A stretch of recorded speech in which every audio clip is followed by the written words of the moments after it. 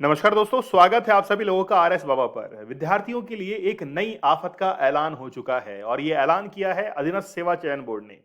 Hybrid system से अब exam लिया जाएगा और इसके अंदर अब पैटर्न चेंज होने वाला है। क्या पैटर्न होने वाला है उसके बारे में हम लोग बात करेंगे।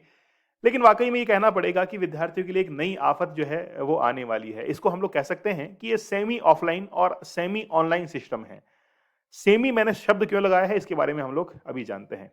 चलिए, अभी आप लोग क्या करते हैं कि जब एग्जाम सेंटर पर पहुंचते हैं तो आपको एक पेपर दिया जाता है, इसको क्वेश्चन पेपर हम लोग कहते हैं। साथ में एक ओएमआर दी जाती है और फिर ओएमआर के अंदर आप लोग अपने आंसर जो है वो टिक करते हैं। क्वेश्चंस आप लोगों ने देख लिए पेपर के ऊपर और उसको ओएमआर के अंदर टिक कर देते हैं। यहाँ पर ओएमआर के अंदर आप लोगों को 5 ऑप्शंस देखने को मिलते थे। आपको अगर 10% से ज्यादा इसको अटेम्प्ट नहीं किया है, मतलब क्वेश्चंस खाली छोड़ दिए हैं, तो आपकी कॉपी भी या फिर ओएमआर जो है वो चेक नहीं हुआ करती थी। तो ये पहले का पैटर्न था। इसको टोटली हम लोग ऑफलाइन पैटर्न जो है वो कहते हैं।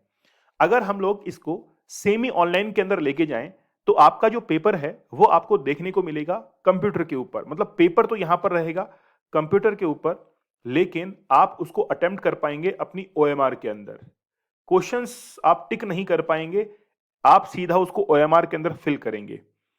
खास बात यह भी है कि अगर आपने एक बार क्वेश्चन देख लिया है तो क्वेश्चन के लिए एक निश्चित टाइम फ्रेम तो होता ही है। हम लोग कंप्यूटर की स्क्रीन को इतना जल्दी चेंज नहीं कर पाते हैं।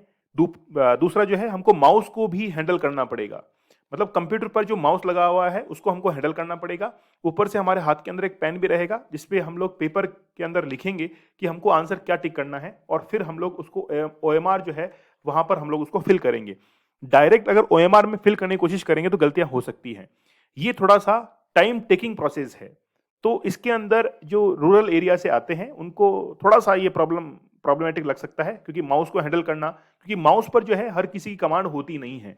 मतलब माउस का जो कर्सर है, हम लोग इसको अगर मान लीजिए कि थोड़ा सा मूव कराने की कोशिश करते हैं तो वो यानी कि ठीक ढंग से हम लोग को कंट्रोलिंग पावर नहीं मिल पाती है।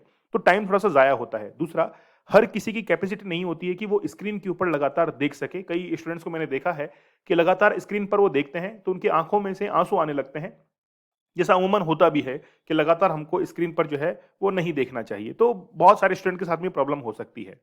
तो ये अब इसको हम लोग सिस्टम को कहेंगे कि ये सेमी ऑनलाइन सिस्टम है। ना तो ये ऑनलाइन रहा है ना ऑफलाइन रहा है, सेमी ऑनलाइन सेमी ऑफलाइन है। इसको ही हम लोग क्या कह रहे हैं, हाइब्रिड सिस्टम कह रहे हैं।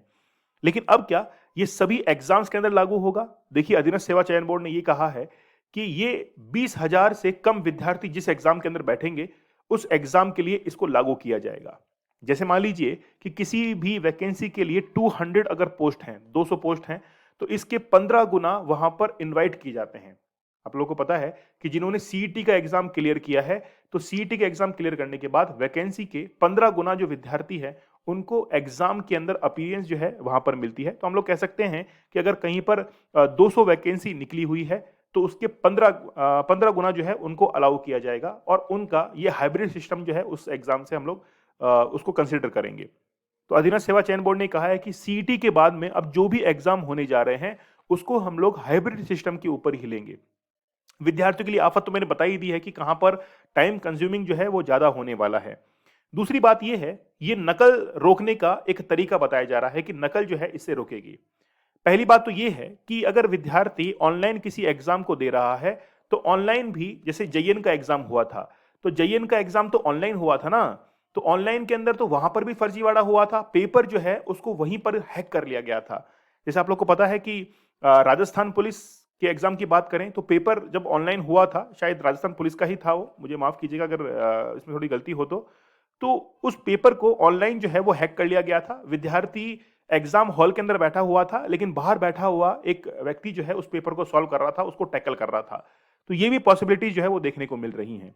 लेकिन हम लोग ये भी कह सकते हैं कि पहले की तुलना के अंदर थोड़ा सा पेपर लीक का सिस्टम जो है वो इसके अंदर रहेगा, क्योंकि पेपर को यानी कि पेपर लीक नहीं हो पाएगा आसानी से, क्योंकि पेपर को स्ट्रांग रूम के अंदर रखा जाता है और स्ट्रांग रूम के अंदर जब पेपर ही फिजिकली तौर पर अवेलेबल नहीं होगा तो पेपर लीक होने के चांसेस भी कम हो जाएंगे।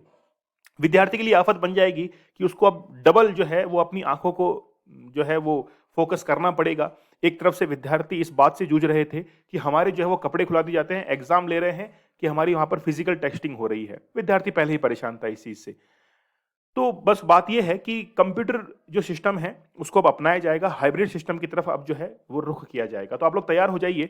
लगभग हम लोग ये अजम्पशन कर रहे हैं कि अक्टूबर के बाद से जो भी वैकेंसीज लगने वाली हैं उनको हाइब्रिड मोड के अंदर लिया जाएगा, जिनके अंदर 20,000 से कम विद्यार्थी अगर बैठेंगे तो हो सकता है कि आगे आने वाले समय के अंदर ये जो क्वांटिटी है, विद्यार्थियों की जो संख्या है, इसको बढ़ा दिया जाए और वो कहें कि ठीक है, जहां पर हो सकता है कि पूरे राजस्थान में इसको लागू कर दें, चाहे कितने भी विद्यार्थी इसके लिए बैठे।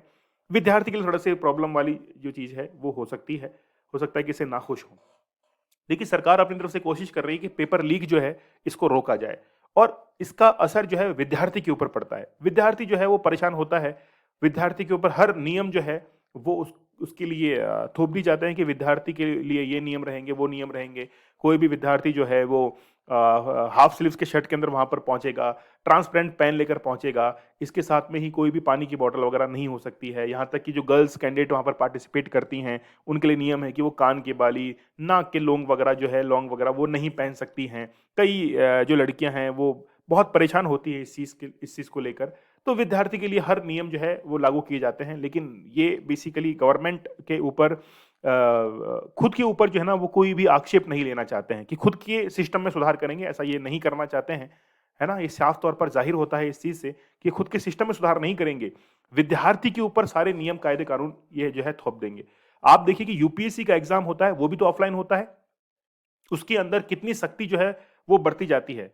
तो ऑफलाइन जब एग्जाम यूपीएससी का हो रहा है वो भी बहुत बेहतरीन तरीके से करवा रहे हैं।